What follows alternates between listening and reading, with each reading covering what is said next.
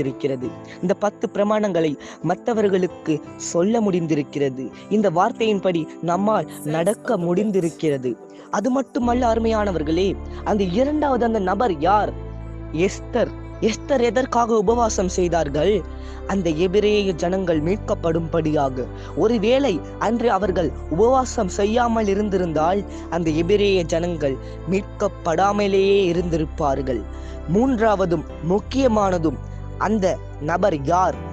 நம்முடைய இயேசுவும் இரட்சகருமாகிய அந்த கர்த்தரே. அவர் ஏன் உபவாசம் செய்தார் என்பதை குறித்து நாம் இன்று பார்ப்போமாக. அவர் ஞானஸ்தானம் பெற்ற பின்பு பரிசுத்த ஆவியானவரின் மூலியமாக அவர் வனாந்திரத்திற்கு ஏவப்படுகிறார்.